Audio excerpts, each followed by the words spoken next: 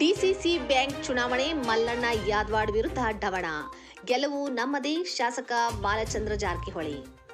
ಮಲ್ಲಣ್ಣನ ವಿರುದ್ಧ ಢವಣ, ಗೆಲುವು ನಮ್ಮದೆಂದ ಸಾಹುಕಾರ್. ಏನ್ ಮಾಡ್ತಾರೆ ಪಿಎಂ ಅಶೋಕ. ಅಕ್ಟೋಬರ್ನಲ್ಲಿ ಜರುಗುವ ಬಿಡಿಸಿಸಿ ಬ್ಯಾಂಕ್ ಚುನಾವಣೆಯಲ್ಲಿ ರಾಮದುರ್ಗ ಕ್ಷೇತ್ರದ ಅಭ್ಯರ್ಥಿಯಾಗಿ ನಮ್ಮ ಫೆನಲ್ದಿಂದ ಹಾಲಿ ನಿರ್ದೇಶಕ ಶ್ರೀಕಾಂತ್ ಢವಣ ಅವರು ಸ್ಪರ್ಧೆ ಮಾಡಲಿದ್ದಾರೆ ಎಂದು ಅರಭಾವಿ ಶಾಸಕ ಮತ್ತು ಬಾಲಚಂದ್ರ ಜಾರಕಿಹೊಳಿ ಅವರು ಪ್ರಕಟಿಸಿದರು.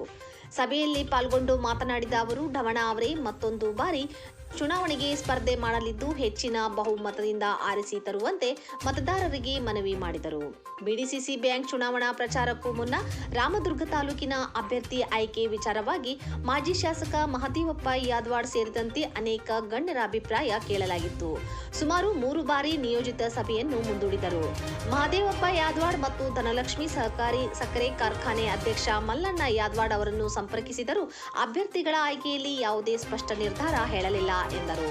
ಈಗಾಗಲೇ ಪ್ರಚಾರ ಆರಂಭಿಸಿರುವ ಮಲ್ಲಣ್ಣ ಯಾದವಾಡ್ ನಡೆಯಿಂದ ಗೊಂದಲ ಉಂಟಾಗಿದೆ. ಇಂದಿನ ಸಭೆಯಲ್ಲಿ ರಾಮದುರ್ಗ ತಾಲೂಕಿನ 36 ಪಿಕೆಪಿಎಸ್ಗಳ ಪೈಕಿ ಸುಮಾರು 29 ಪ್ರಾಥಮಿಕ ಕೃಷಿ ಪತ್ತಿನ ಸಹಕಾರಿ ಸಂಘಗಳ ಅಧ್ಯಕ್ಷರು ಮತ್ತು ಆಡಳಿತ ಮಂಡಳಿಯ ಸದಸ್ಯರು ಕೂಡಿಕೊಂಡು ಶ್ರೀಕಾಂತ್ ಢವಣ ಅವರನ್ನು ಆಯ್ಕೆ ಮಾಡಲಾಗಿದೆ ಎಂದರು. ಮಲ್ಲಣ್ಣ ಯಾದವಾಡ್ ಸ್ಪರ್ಧೆ ಮಾಡುವ ವಿಚಾರ ಯಾವ ನಾಯಕರಿಗೂ ತಿಳಿಸಿಲ್ಲ.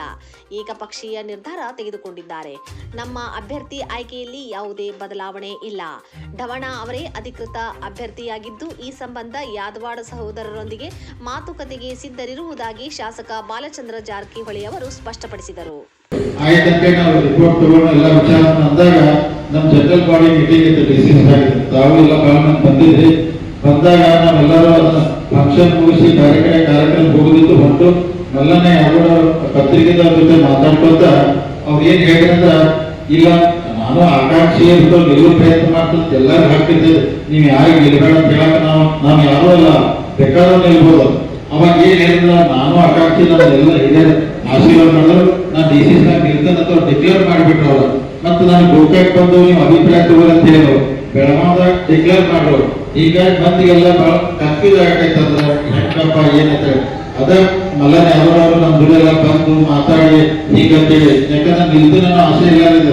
ಅದಕ್ಕೆ ನಾವು ಯಾರಿಗೂ ಕೇಳ ಅವರು ನಾನೇ ನಿಲ್ತೇನೆ ಅಂತ ಪ್ರಚಾರ ಶುರು ಮಾಡಿದಾಗ ಯಾರು ನಮ್ಮ ಜೊತೆ ಮಾತಾಡಿಲ್ಲ, ಸತಿ ಜಾರಕಿಹೊಳಿ ಅವ್ರ ಜೊತೆ ಮಾತಾಡಿಲ್ಲ, ಪ್ರಭಾಕರ್ ಕೋಲ್ ಸಾವುಕಾರ ಜೊತೆ, ಅಣ್ಣ ಸಾಹೇಬ್ರಲ್ಲಿ ಯಾರ ಜೊತೆ ಚರ್ಚೆ ಮಾಡಿದ ಅವ್ರು ಡಿಕ್ಲೇರ್ ಮಾಡ್ಕೊಂಡು ನನ್ನ ಕ್ಯಾಂಡಿಡೇಟು ನಾನು ನಿಲ್ತೇನೆ ಅಂತ ಅಡ್ಡಾಡಕ್ ಶುರು ಮಾಡ್ತೀವಿ. ಮಂದೆಲ್ಲ ನಮಗೆ ಫೋನ್ ಮಾಡಾಕಂದ್ರೆ ನಮ್ಗೆ ಅವ್ರ ಹೆಸರು ಹೇಳಿದ್ರಿ ಅಂತ, ಅವ್ರ ಕ್ಯಾಂಡಿಡೇಟ್ ಇಲ್ಲಿಪಾನ ಯಾರ್ದು ಹೆಸರು ಹೇಳಿಲ್ಲ, ಇನ್ನೂ ವಿಚಾರ ಮಾಡುತ್ತೆ.